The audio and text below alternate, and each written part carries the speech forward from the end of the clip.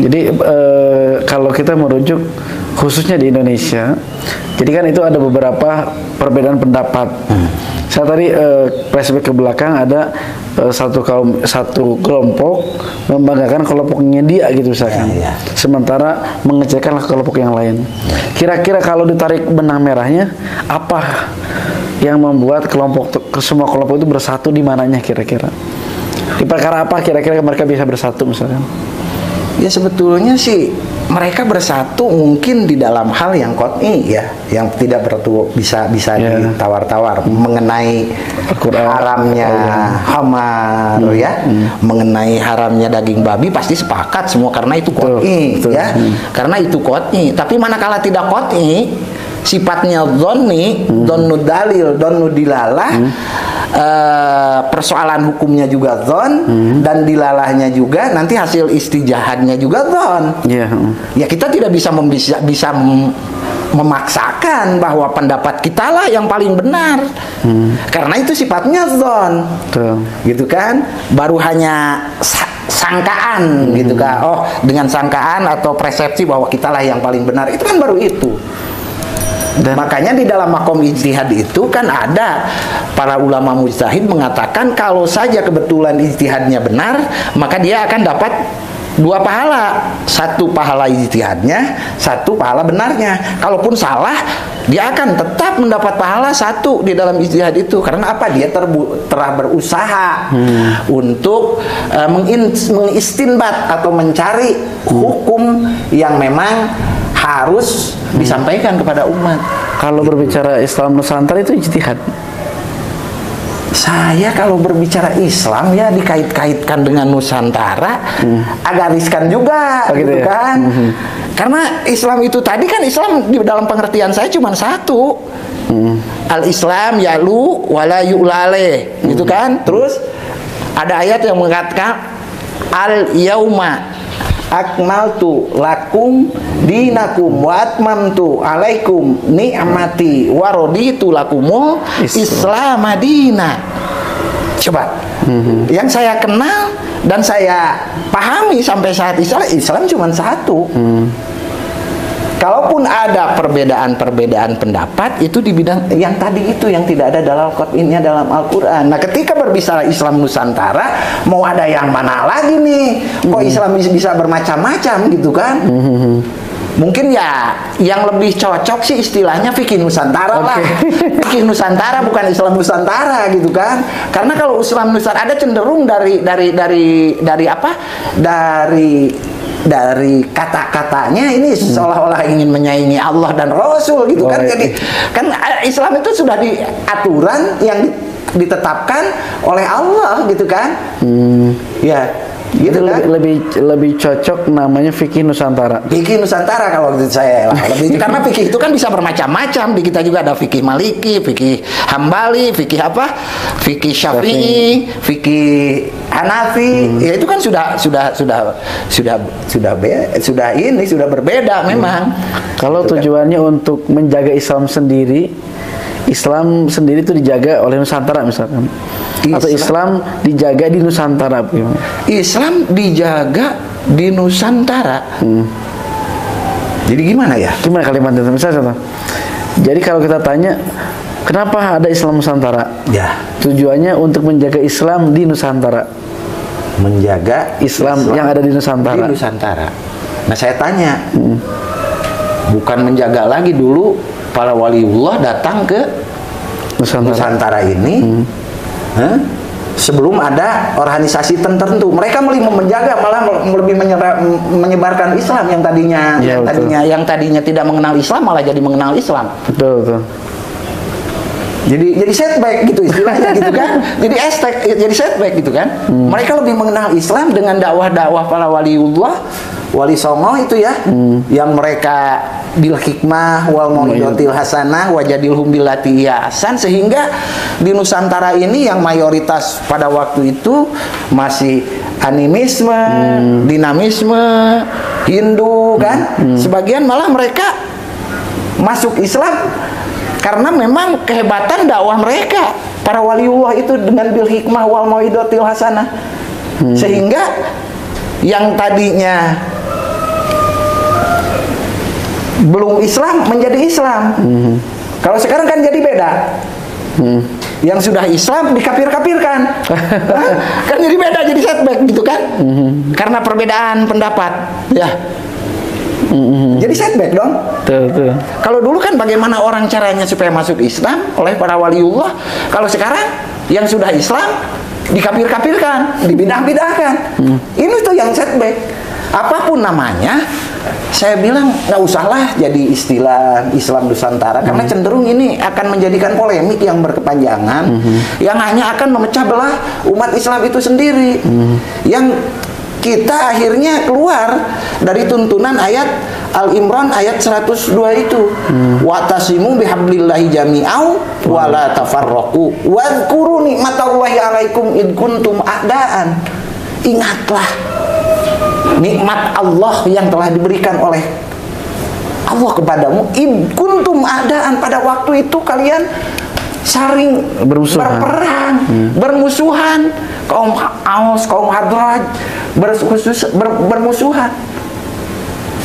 Fa'alafa baina qulubikum, kan Allah mempersatukan mereka dalam sebuah ikatan, yaitu Islam. Islam ini salah satu-satunya yang bisa menjadikan perekat persaudaraan antara sesamanya. Dan itu dibuktikan bagaimana Rasulullah SAW mempersatukan antara Muhajir dengan Ansor, mempersatukan kaum Aus dengan kaum Hadraj, mempersatukan Bani Quraisy dan Bani Mahzum, Bani Hashim. Ada juga yang dari Persia seperti Salman Al-Farisi. Beliau Rasulullah SAW, mereka ikat di dalam satu kesatuan, yaitu Al-Islam. Nah, ketika terjadi sekarang kita berislam, malah kita saling bermusuhan sesama muslim, jangan-jangan Islam yang kita pahami ini Islam yang salah. Karena prakteknya seperti itu, gitu kan? Jangan-jangan ada yang something wrong, ada yang salah kita dalam memahami Islam. Hanya beda pendapat. Wah, itu masih anu Muhammadiyah. Wah, si anu mah NU lah, Gober lah, itu kan. Wah, si anu mah Persis, kok jadi begitu, gitu kan. Lucu sekali, gitu kan, di kita. Kapan umat Islam mau bersatunya? Kalau hanya persoalan-persoalan sekecil itu lalu dibawa ke ruang publik, kesian orang awam, gitu kan, tidak mendapatkan pelajaran yang utuh tentang ajaran yang memang menjadi rahmat lil alamin ini. Jadi berarti berkesimpulan, persatuan dan kesatuan yang ada di Nusantara itu kembali ke Islam yang murni, gitu ya. Ya, karena kan istilah tawasud, istilah tawajud, itu banyak kita temukan di dalam Al-Quran. Sebelum organisasi ini lahir, jadi Islam. Nah, sekarang ditarik ke satu golongan, tidak fair juga. Jadi menafikan golongan-golongan yang lain lah. Tidak fair juga, gitu kan. Seumpama Pangarsa ini, di hadapan Pangarsa ini ada 3 organisasi besar di Indonesia misalkan. Apa kira-kira yang ingin disampaikan sehingga semuanya itu kita greget ya dengan persatuan dan kesatuan ini. Misalkan seumpama di depan kita ini ada NU, Muhammadiyah, Persis, dan lain sebagainya, katakan. Apa kira-kira yang ingin Pak Ustadz sampaikan kepada mereka, kesimpulannya seperti apa? Ya, mereka duduk bersama lah, mereka bersama-sama dalam hal-hal yang memang yang usul, gitu kan, yang usul mereka pasti sepakat tuh. Tetapi ketika masalah furu yang di situ khilafiyah, tentunya harus dibangun sebuah kesepakatan dari para pemimpin yang ada, misalkan dari Muhammadiyah, dari Persis, dari NU. Mereka duduk bersama memberikan pencerahan kepada umat. Oke, ternyata kita kan Tuhannya sama Allah, kitab sucinya sama, nabinya sama. Adapun perbedaan-perbedaan yang memang kadang-kadang kita sering berbeda pendapat dalam hal-hal tertentu, itu menyangkut masalah furu'iyah, dan ini bukan masalah baru. Iya. Toh para ulama mujtahid pun mereka kan saling berbeda pendapat dalam masalah ini, dan mereka tetap saling menghormati. Contoh, Imam Syafi'i saja yang mengatakan bahwa sunnah muakkad, gitu kan, kunut subuh, gitu kan. Tapi suatu saat ketika beliau ziarah ke makam gurunya yaitu Imam Malik, dan sholat subuh di dekat makom Imam Malik, beliau tidak melaksanakan kunut subuh. Maka ditanyakanlah oleh santri-santrinya, wahai syekh atau wahai guruku kalau sekarang, kenapa engkau tidak melakukan kunut subuh sedangkan dalam ijtihadmu Sunat muakkad. engkau sunat muakkad? Maka beliau Imam Syafi'i menjawab, wahai muridku, kita sekarang lagi berada di hadapan makam guru kita yaitu Imam Malik, dan Imam Malik di dalam ijtihadnya tidak menyunatkan untuk kita untuk melaksanakan Sunat subuh. sunat kunut subuh.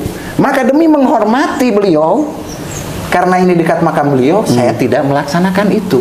Artinya apa? Beliau Imam Syafi'i itu mengutamakan akhlak ketimbang fikih. Nah, artinya di kita ini sekarang kan orang banyak mengutamakan fikih lalu belakang. Lalu mengenyampingkan akhlak. Padahal tugas utama Rasul dalam hadis yang terkenal, innama buistu liutammima makarimal akhlak. Jadi sebetulnya kan soal fikih ya, itu soal ijtihadi. Diserahkan bagaimana hasil ijtihadnya kepada orang-orang alim atau ulama-ulama mujtahid yang mumpuni. Maka ketika menerangkan sebuah ijtihad di dalam fikih, beliau punya kesimpulan, nah itulah yang harus diikuti oleh kita. Gitu kan? Dan kadang-kadang hasil ijtihad itu kan tergantung kepada situasi, kondisi, dan perkembangan masyarakat, budaya masyarakat. Contoh, hasil ijtihad Imam Syafi'i ketika masih di Irak beda dengan hasil ijtihad Imam Syafi'i setelah di Mesir. Iya, betul. Maka katanya ada qadim, jadid. Imam Syafi'i sendiri hasil ijtihadnya dengan ketika masih di Irak dengan sesudah di Mesir sangat berbeda. Betul. Karena melihat kondisi masyarakat, budayanya juga berbeda, perkembangannya zamannya juga sudah berbeda juga hasil ijtihadnya. Atau misalkan tadi kembali, ketika kita mengatakan fikih Nusantara, betul fikih yang di Nusantara itu belum tentu cocok di Turki misalnya, di Eropa. Ya, bisa jadi begitu ya? Bisa jadi. Betul. Atau fikihnya di Nusantara belum tentu cocok fikihnya di Amerika gitu ya? Belum tentu. Masalah dulu kan di Eropa kan ada musim salju gitu ya? Iya. Iya, memang kalau di namanya fikih Nusantara lebih unik mungkin ya, dan mungkin menjadi salah satu hasanah keilmuan gitu ya. Dan mungkin kita lebih fokus pada kesamaan. Ya. Dan tadi dengar cerita kisah bagaimana Imam Syafi'i yang jelas-jelas berfatwa bahwa kunut subuh itu sunat muakkad. Ya. Dan beliau sendiri tidak melaksanakan di depan makomnya Imam gurunya gitu ya. Artinya indah sekali ya kalau misalkan kita ini fokus pada akhlak dikedepankan, mengenyampingkan fikih, tapi fikihnya sifatnya ijtihad. Iya.